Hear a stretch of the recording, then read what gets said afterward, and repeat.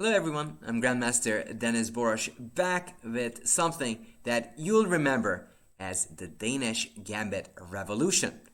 As in this game, Christopher Yoo follows through with a brand new idea, which I proud to say have found myself as well. So let's take a look.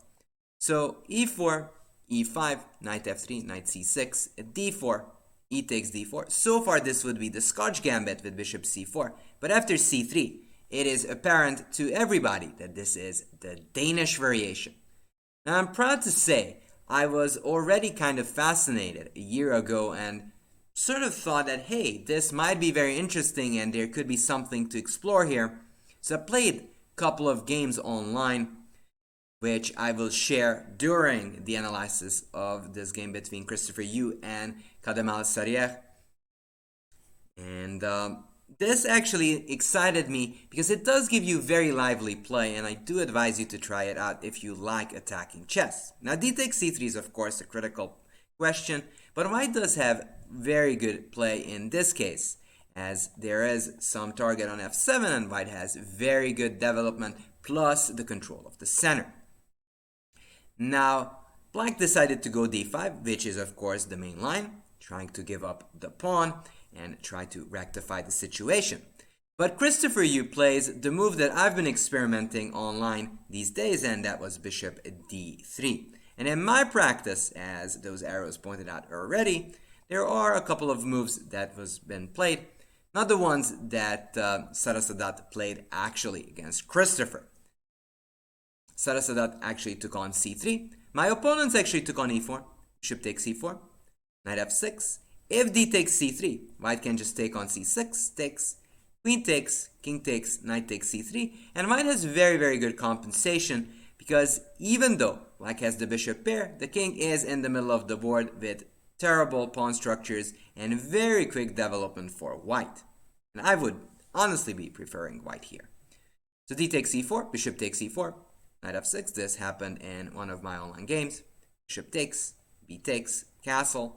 Now d takes c3 would lead to the similar position with king takes, knight takes c3, with white having a comfortable initiative. Bishop e7, knight takes d4, queen d6.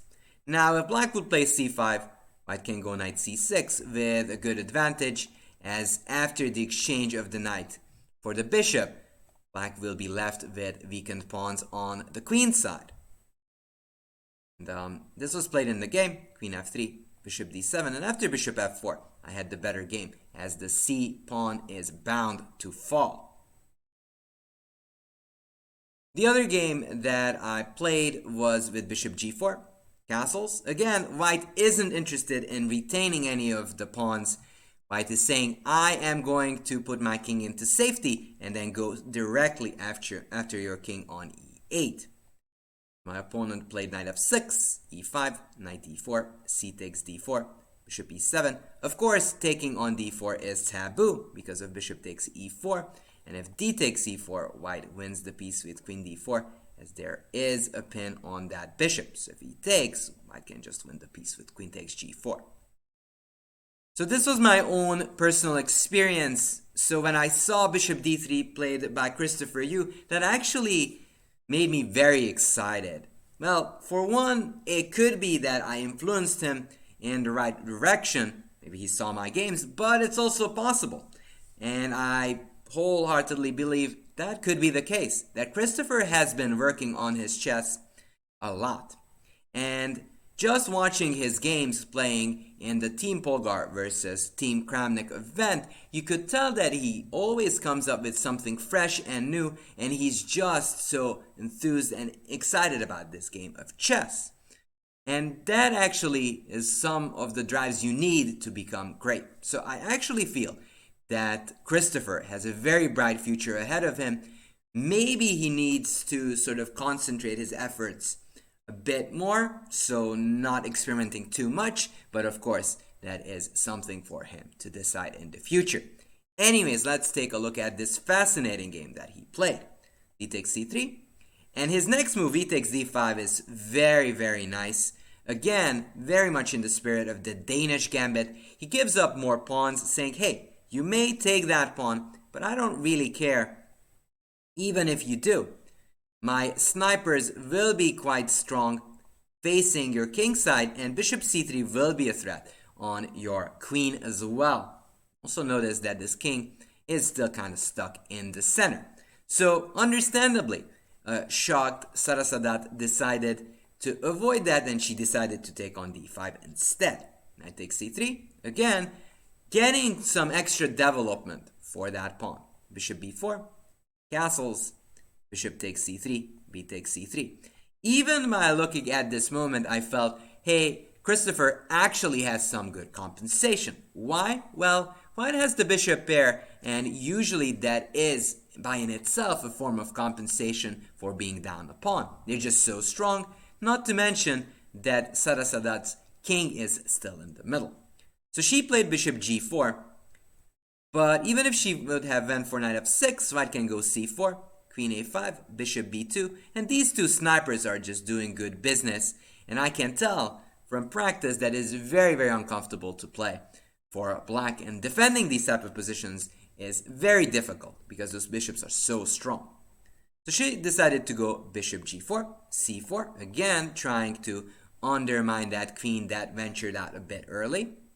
Queen d6, queen b3. Very, very aggressive play, typical Christopher Yoo style. And he really, really likes this dynamic play, and it fits him so well. Bishop takes f3, g takes, even though here white might have an even stronger move with bishop a3 immediately hitting on the queen. Now instead, he decides to take, but this is still pretty uncomfortable for black as there's pressure on the pawn and the king is still in the middle. Now, black had the option to castle here, but I understand black not really feeling this idea because it does look very dangerous to play that way. She went for knight e7, bishop a3, queen f6, queen takes b7. So even though white's king is a little bit exposed, those bishops are just so strong, it gives a good and nagging initiative for Christopher Yoo. Castles, takes e7, rook d8, bishop e4. Consolidating, pressing on those knights, and over defending the f3 pawn.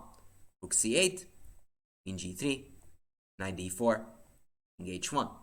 And even though this pawn might fall, those bishops are just so strong that black is under some very, very heavy practical play. And those bishops are just too strong. And I would say that white, even if the engines don't give it to you, it does feel like a more comfortable and easier position to play as white.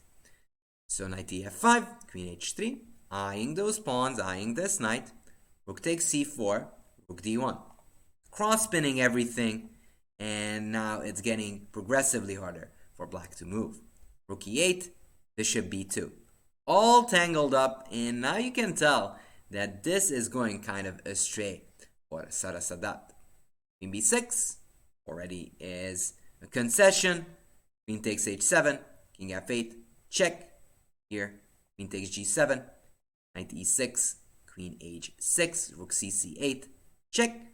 King f8, rook d7, just entering the fray through the 7th, queen b2, rook g1, and believe it or not, black is actually doomed in this position as queen h6 is kind of difficult to stop. And even if you go here, this is queen h6, it's just game over, you lose your rook. After rook d8, actually Christopher checkmated with queen e7. So it's very interesting to see this new concept actually being played on a very important game by Christopher Yoo, this bishop d3 concept. And I really hope you enjoyed this quick breakdown of this game that he played. If you like this, please leave a comment below. And if you loved this content, leave a like as well. With that, I'm signing off. Take care.